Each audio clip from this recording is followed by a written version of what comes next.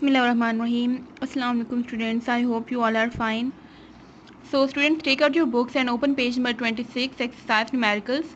Previous lecture में हमने 5 and 6 numerical किए थे and आज हम numerical number 7 and 8 करेंगे. Numerical number 7 की statement है how many atoms are required to prepare 60 gram of nitric acid HNO3. HNO3 को नाइट्रिक एसिड कहते हैं. तो हमने फाइंड करनी है how many atoms means number of atoms find out करनी है हमने. और गिवन क्या है यहाँ पे 60 ग्राम. 60 ग्राम ये क्या है, गिवन मास है HNO3 का. सो डेटा में हमारे पास गिवन मास है जो कि 60 ग्राम है. फाइंड हमने करनी है नंबर ऑफ एटम्स करने हैं. Find means number of particles वाला फॉर्मूला यूज़ होगा. इसके लिए हमें फर्स्ट नंबर ऑफ मोल्स चाहिए एंड नंबर ऑफ मोल्स के लिए हमें दो चीज़ें चाहिए होती हैं, एक गिवन मास और मोलर मास. तो गिवन मास यहाँ पे मेंशन है क्वेश्चन में. मोलर मास हम फाइंड करेंगे HNO3 का. इसमें 1 hydrogen 1 nitrogen and 3 oxygen atoms हैं. एक हाइड्रोजन का जो मास है वो 1 है. 1 नाइट्रोजन का मास 14 होता है, ऑक्सीजन का 16 है. 1 को 1 से मल्टीप्लाई किए 1 मल्टीप्लाई 14 इक्वल टू 14. 3 को 16 से मल्टीप्लाई करेंगे 48. तीनों वैल्यूज को ऐड करेंगे तो ये 63 ग्राम आ गया मोलर मास HNO3 का.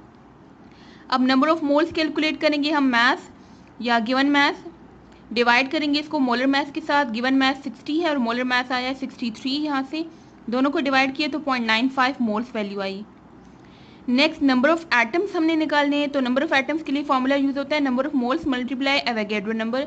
नंबर ऑफ मोल्स ये 0.95 है. एवोगैड्रो नंबर की वैल्यू पुट करेंगे. 0.95 को इस वैल्यू के साथ मल्टीप्लाई करते हैं तो 5.7 आता है और ये 10 पावर 23 एज इट इज आ जाएगा.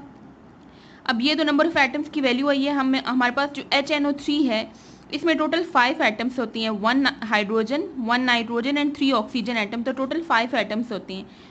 नंबर ऑफ मोलिक्यूल्स फाइंड करने होते तो यहाँ तक एंड हो जाता है, लेकिन नंबर ऑफ एटम्स फाइंड करने और ये हमारे पास गिवन मोलिक्यूल है तो इसमें हम देखेंगे कितने एटम्स हैं.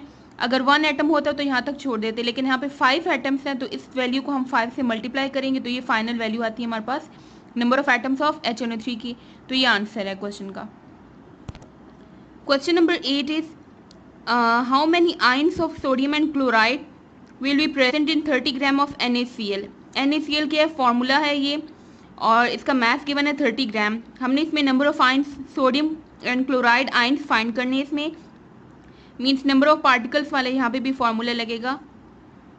तो जिस क्वेश्चन में भी number of ions number of atoms या नंबर ऑफ मोलिक्यूल्स पूछे जाएं तो आपने नंबर ऑफ पार्टिकल वाला फॉर्मूला यूज़ करना है हर न्यूमेरिकल में.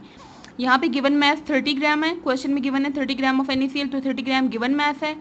Number of sodium and chloride ions हमने फाइंड करने हैं. इसके लिए भी हम क्या करेंगे, 2 स्टेप में रिएक्शन सोल्यूशन है इसका. नंबर ऑफ मोल्स फाइंड करने के लिए हमें पहले मोलर मास चाहिए तो NaCl का मोलर मास फाइंड करेंगे. इसमें एक ही सोडियम और एक क्लोरीन होता है. दोनों के एटॉमिक मैसेस हम लिखेंगे. सोडियम का एटॉमिक मास होता है 23. एटॉमिक मास मींस एक एटम का जो मास होता है उसको हम एटॉमिक मास कहते हैं. क्लोरीन का एटॉमिक मास 35.5 है. दोनों वैल्यूज को ऐड करते हैं तो 58.5 ग्राम आता है.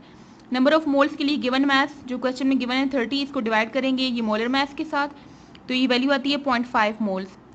नेक्स्ट में हम नंबर ऑफ आयंस फाइंड करेंगे. Number of moles multiply Avogadro number.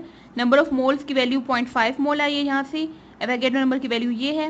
0.5 को आप 6.02 से मल्टीप्लाई करेंगे तो ये वैल्यू आती है और 10 पावर 23 एज इट इज आ जाएगा. अब number of sodium and chloride ions NaCl में एक सोडियम और एक क्लोरीन आयंस होती हैं तो 1 + 1 टोटल 2 आयंस हो गए. तो ये जो वैल्यू है इसको हम 2 से मल्टीप्लाई करेंगे तो ये फाइनल वैल्यू आ गई हमारे पास. सो आज का आपका होमवर्क है right exercise numerical 7 to 8 on your notebook and practice each numerical 2 times. दोनों न्यूमेरिकल्स की 1 by 1 आपने 2 टाइम्स प्रैक्टिस करनी है. सी यू नेक्स्ट टाइम. अल्लाह हाफिज़.